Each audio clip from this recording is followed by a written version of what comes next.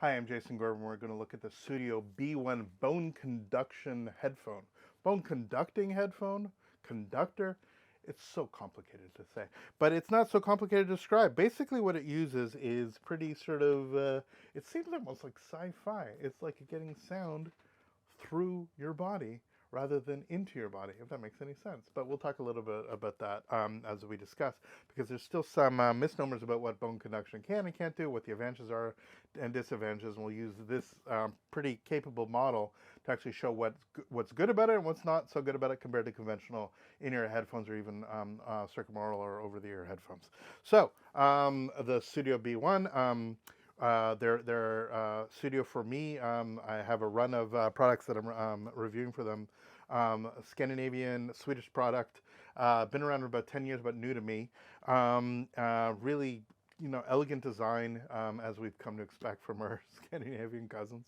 Um, and a functional, uh, well-designed units at a fair price, I think is a good way of thinking of them, where they don't sacrifice the aesthetics of it all in order to make a really pleasing device. So they make a big deal about that their packaging is relatively environmentally friendly. It's made out of paper rather than plastic elements. Of course, the device itself is made out of plastic. Its batteries are sort of internal, so it's every little bit counts, and I'm not diminishing of that, but I, we just have to take into consideration that all of these environmental elements sort of cumulatively add up, so every little bit can help. So the B1, if we open it up, it's pretty straightforward. It's got a little hat. So the box opens up, and inside the box is, of course, another box. So, there we are, a little bit of extraneous paper, shall we say. But inside the plain box, we have a book-like opening. And inside here, on one side, we have the device itself, which is this thingy. So it is this sort of springy, like weird, like is it that thing from Star Trek? Like, what are you supposed to do with it? Is it a hairband? It's just different than I think most things that people are used to. That's the actual headphone unit. On the side here is the charging port. So it's a non-standard charging port requiring you to have a very specific cable to do so, which, speaking of, will be located on the opposite side. If I dig in here, in the accessories pouch, I have here the booklet with the documentation and all of that's nonsense. I mean, the usual kind of stuff. But more importantly, on this side, we have the thing that you can't lose. I mean, I guess you can get replacements everywhere. You can replacement, but this is a very specific proprietary cable that actually has the charging. So it's these tiny little gold pins that sort of magnetically stick onto this element. There we are. I got to get it the right side up. And that's how it actually charged. So it actually sort of sticks on there with two little magnets on the side, and that you plug this USB-A port in, and then right here on the side is where it actually goes, and it would actually light up. Again, I'm not the biggest fan of a cable that if this cable shorts, if you have a problem, if you lose it, that it is not the easiest thing to replace. You can't just go to any store everywhere and pick it up. Obviously, Best Buy is not a decent place for you to look for such things. But nonetheless, unpaid solicitation.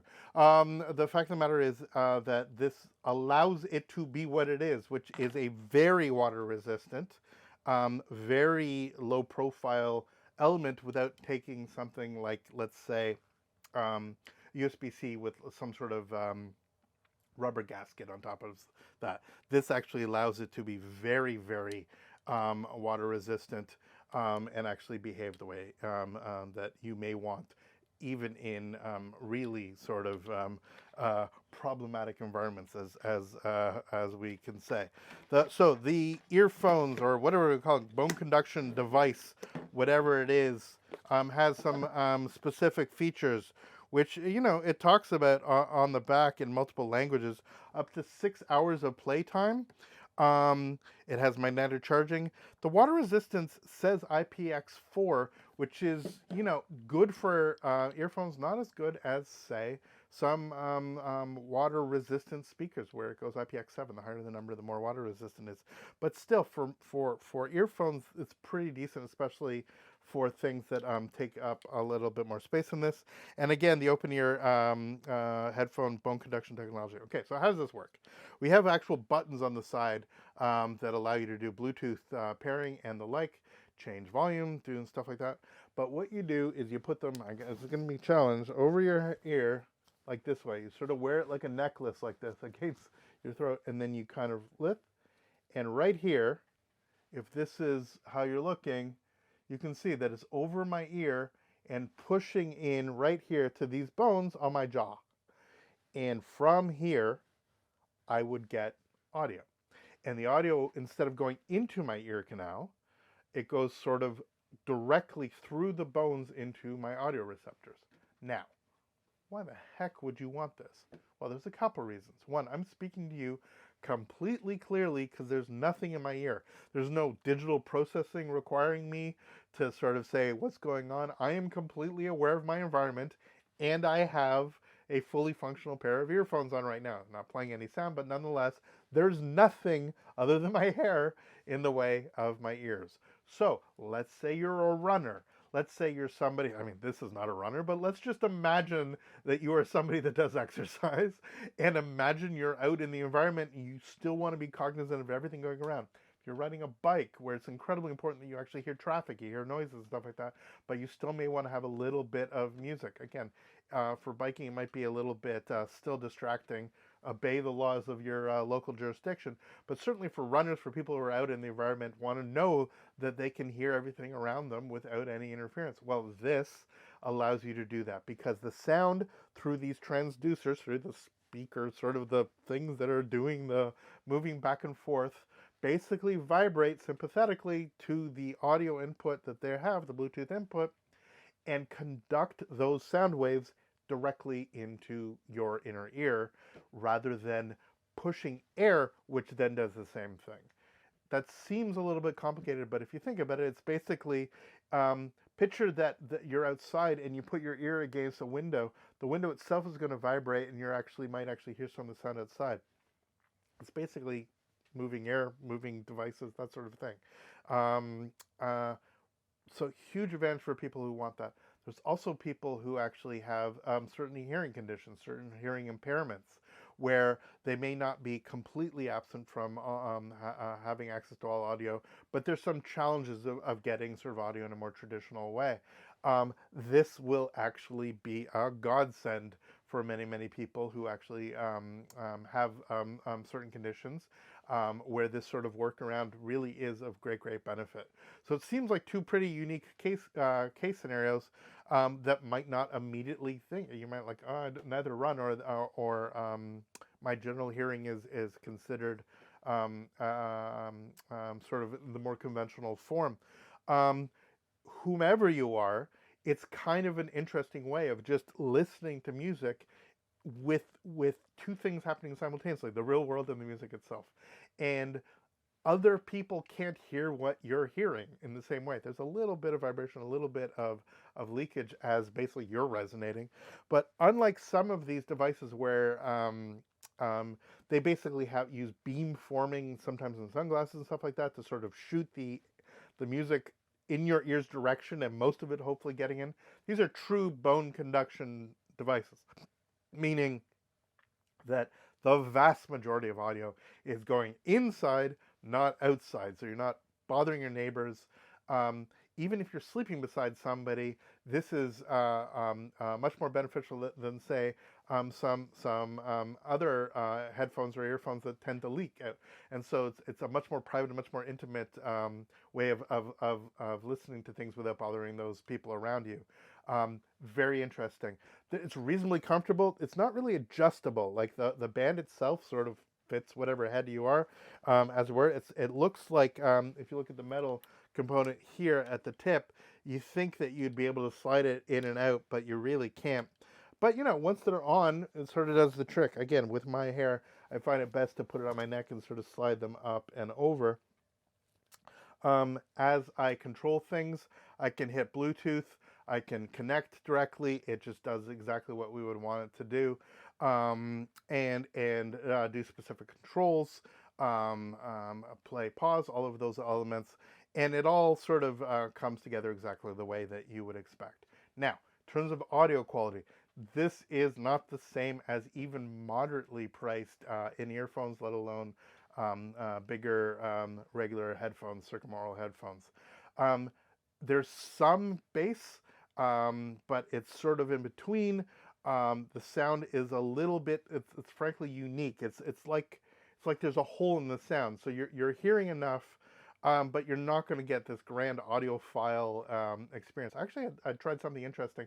I actually plugged my ears. I have Silicon Sleep earphones. So just to completely change, I mean, you can do that literally by just sort of closing your ears off. So you're basically getting strictly what's going in, and you definitely get a lot more bass, almost too much bass, and less treble. I know that seems weird, but it's all about how we're actually perceiving what's taking place. For an audio experience, if you're listening to serious listening, these are not for you. But if you just want to have, let's say, a podcast or just some tunes, just so you're not going crazy while you're on your marathon, these are great. They're light, they're performance based, they're designed for if you're working out, whatever it is that you're actually doing that's slightly more active, or even if you're just chilling at the beach and you just want something, but still be able to hear if, let's say, your companions, your kids, or whomever are in the water. You want to be able to hear if anything goes down, but you don't want to be blasting music to your neighbors. These are fantastic. So there's many, many use cases you can think of it. I wouldn't personally pick them as my primary listening mode. I think that they, as an auxiliary, as an additional thing, in the way that you would have something for more critical listening and something for being on the go or in one of the many facets that I discussed, I think that these are something definitely worth checking out. I was really interested in how they would actually perform, and they performed a little bit better than I actually expected. I expected even thinner and more narrow sort of frequency response, but there's actually enough kick and enough sort of drive to actually make music listening, certainly non-critical music listening, certainly satisfactory. But when you're listening to something like a podcast, somebody who's just talking, or those elements, um, watching a video where somebody's doing explainer or whatever it is that you're doing, I think that these absolutely do the trick. So the Sudio B1, what a pleasure to be able to actually have a chance to actually take them for a test drive. I think that for many people, they're going to hit that sweet spot of finding a very affordable way into the bone conducting space. I definitely think that these are worth a try if these fit your use scenario, and I think that they're even worth a try even if you want to open up and think about ways that you actually have of potentially using them that maybe I haven't articulated here. Maybe they're great during gardening. Maybe they're great just while lying on the couch and you just want to sort of don't have to have something blasting you like you have on a regular basis. Maybe they're great just for using while you're using your computer. So you're still in an office environment. You still have, let's say, audio or whatever videos actually playing on your screen, but you still want to be able to hear what's going on around you or engage in a conversation. All of that is doable. So I think that it's worth, like me, you giving an experiment with the B1, give them a shot and have a listen, as it were. Thanks so much for watching. Please subscribe to our channel. We would love that. And more importantly, I would love to know in the comments if you have any comments about your experience with bone conduction headphones. Thanks so much for watching, and I'll see you next time. Take care.